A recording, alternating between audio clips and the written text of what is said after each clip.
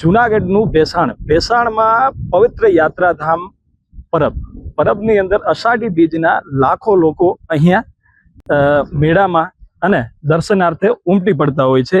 જુનાગઢ જિલ્લાના ભેસાણના વિશ્વવિખ્યાત એવા પરબધામ ખાતે અષાઢી બીજના મેળાની તૈયારીઓ પૂર્ણતાના આરે જુનાગઢ જિલ્લાના ભેસાણ તાલુકાના વિશ્વવિખ્યાત એવા પરબધામ ખાતે અષાઢી બીજના મેળાની તૈયારીઓને આખરી ઓપ આપવામાં આવી રહ્યો છે। ત્યારે મેળાની તૈયારીઓ પરબધામના મહંત કરશનદાસ બાપુ દ્વારા તમામ પ્રકારની તૈયારીઓ કરવામાં આવી રહી છે। સદદેવીદાસ અમરદેવીદાસ પુનર્વદાસ ગુરુ શ્રી કરશનદાસજી બાપુ પરબધામની અંદર અષાઢી બીજ મહોત્સવ સ્વયંભૂ લોકમેળાનું આયોજન થઈ રહ્યું છે। આ આયોજનની અંદર સર્વ જનતાને સેવકગણને અને બધાને પધારવા ભાવભર્યું આમંત્રણ છે।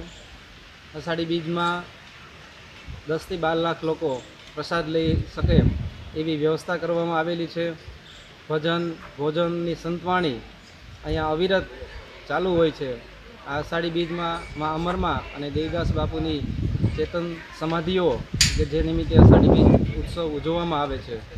તો સર્વ જનતાને પધારવા અને પોતાના જીવનને મા અમરમાં અને દેવીદાસ બાપુના સમાધિએ દર્શન કરી પોતાના જીવનને ધન્ય બનાવવા માટે બધાને ભાવભર્યું આમંત્રણ। પરબધામ ખાતે અષાઢી બીજના મેળાની તૈયારીને આપવામાં આવી રહ્યું છે આખરી ઓપ। જુનાગઢ જિલ્લાના ભેસાણ તાલુકામાં આવેલ સુપ્રસિદ્ધ યાત્રાધામ પરબધામ ખાતે વર્ષોની પરંપરા પ્રમાણે ઉજવાતા અષાઢી બીજના મેળાની તૈયારીને હાલ આખરી ઓપ આપવામાં આવી રહ્યો છે। પરબધામ ખાતે સંત શ્રી દેવીદાસ બાપુ અને દિવ્ય જ્યોતિ સ્વરૂપ અમરમાં સહિતના સંતોની સમાધિના દર્શન કરવા માટે સૌરાષ્ટ્ર સહિત સમગ્ર દેશ વિદેશમાંથી આગામી 3 દિવસ દરમિયાન અંદાજે 10 થી 12 લાખ શ્રદ્ધાળુઓ આ પવિત્ર જગ્યામાં ભજન ભોજન અને ભક્તિના ત્રિવેણી સંગમ સમાન આ મેળામાં પોતાનું પુણ્ય ભાતું બાંધવા માટે પધારવા હોવાનું જગ્યાના કેતન બાપુ દ્વારા જણાવવામાં આવ્યું હતું। 3 દિવસ ચાલનારા આ મેળામાં ભજન ભોજન ભક્તિની સાથે લોકમેળાનું પણ આયોજન થયું છે। ત્યારે લોકોના મનોરંજન માટે વિવિધ પ્રકારની રાઇડ્સ ખાણીપીણીના સ્ટોલ સહિતની સુવિધાઓ ઉપલબ્ધ કરાવવામાં આવી હોવાનું પણ સેવકો દ્વારા જાણવા મળ્યું છે।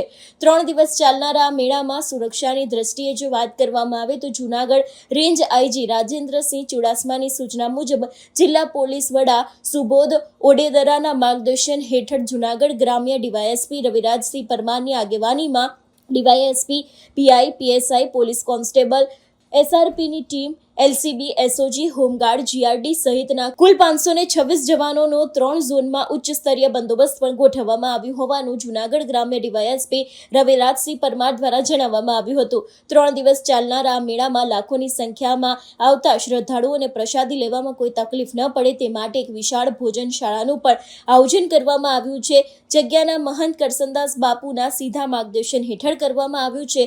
ભોજનશાળા તેમજ મંદિર પરિસરમાં વિવિધ પ્રકારની સેવા માટે અંદાજે 15,000 થી વધારે સેવકો પણ દર વર્ષે આવતા હોય અને તેઓને અહીંયા સેવા કરવામાં આનંદ આવતો હોવાનું પણ અમદાવાદથી આવેલા એક મહિલા સેવક દ્વારા મીડિયા સાથેની વાતચીતમાં જણાવવામાં આવ્યું હતું। ન માત્ર અષાઢી બીજ પરંતુ સમગ્ર વર્ષ દરમિયાન અહીં ખૂબ જ મોટી સંખ્યામાં શ્રદ્ધાળુઓ ઉમટી પડે છે અને પૂજ્ય સંતોની સમાધિના દર્શન કરી પોતાની મનોકામના પૂરી થતી હોવાની શ્રદ્ધા વ્યક્ત કરે છે।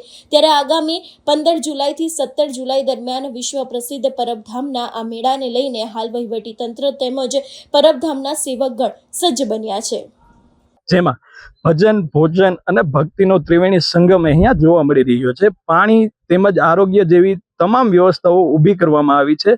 આવનાર તારીખ 15, 16, 17ના દિવસે અષાઢી બીજની જ્યારે તૈયારીઓ પૂર્ણતાના આરે છે આ મેળામાં દર વર્ષની જેમ આ વર્ષે પણ લાખો ભાવિકો ઉમટી પડતા હોય છે અને ઉમટી પડવાની શક્યતાઓ પણ સેવાઈ રહી છે। ત્યારે હાલમાં આગામી સમયમાં અષાઢી બીજ જે આવી રહી છે એના અન્વયે અષાઢી બીજના ખાતે પરબ મેળાનું આયોજન કરવામાં આવે છે।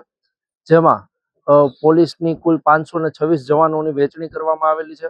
જેમાં ડીવાયએસપી થી માંડીને એસઆરપી હેડ કોન્સ્ટેબલ અને જે આપણે કહી શકાય કે જીઆરડી હોમગાર્ડના જવાનો પણ તેમાં આવેલા છે। આ મેળાની જે વહેંચણી છે જે બંદોબસ્તની તે 3 ઝોનમાં વિવાદ કરવામાં આવેલ છે। જેમાં ઝોન 1, ઝોન 2, ઝોન 3 છે। જેમાં ઝોન 1 એટલે કે રોડ બંદોબસ્ત છે, ખાસ કરીને રોડની જે સમસ્યાઓ રહેતી હોય છે વાહનોની તે માટે આ વખતે એક જાહેરનામું પણ બહાર પાડવામાં આવેલ છે। જેમાં હેવી વ્હીકલ્સ જે છે તેને પરબના આસપાસના વિસ્તારમાં ડાયવર્ઝન આપવામાં આવેલું છે તથા ઝોન 2 એટલે કે જે મેળા બંદોબસ્ત છે તેને વહેંચવામાં આવેલ છે તથા ઝોન 3 એટલે કે જે મંદિર પરિસર છે તેને વહેંચવામાં આવેલ છે.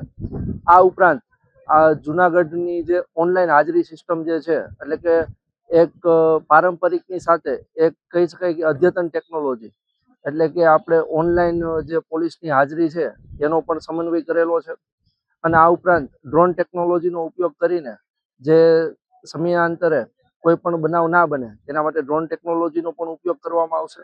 આ ઉપરાંત LCB અને SOGની ડેડિકેટેડ ટીમ ફાળવવામાં આવેલી છે જે કોઈ ખિસ્સા કાતરુઓ કે અન્ય કોઈ અસામાજિક પરિબળો હોય તે કોઈ પણ પ્રકારની અવ્યવસ્થા ના સર્જે તેના માટે પણ વ્યવસ્થા કરવામાં આવેલી છે.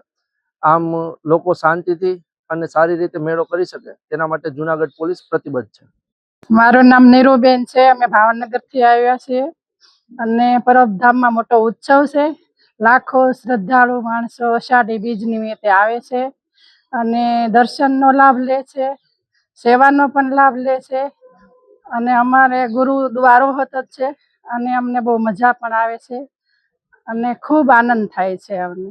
ક્યાંથી તમે આવ્યા છો ને ક્યાં સુધી આવ્યા? અમે ભાવનગરથી આવ્યા છીએ. 14 તારીખથી અને 16 તારીખ સુધી રહેવાના છે અને સેવાનું કામ રસોડામાં અમે કરીએ છીએ અને ખૂબ આનંદ થાય છે. આવા ભાવિ ભક્તો ઘણા બહેનો આવે છે અને શ્રદ્ધાળુઓને એટલી શ્રદ્ધા છે ને મા અમરની દયા છે કે ઉનો કોઈને વા પણ નથી અહીંયા વાતો.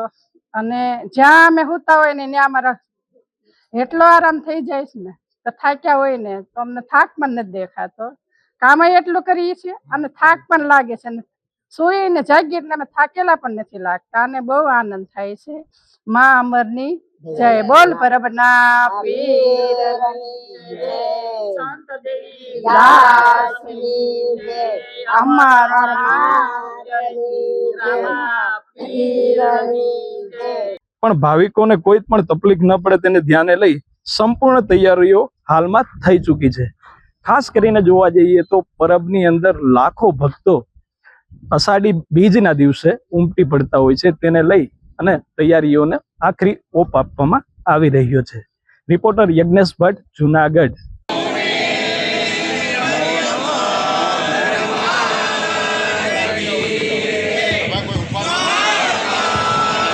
ભગવાન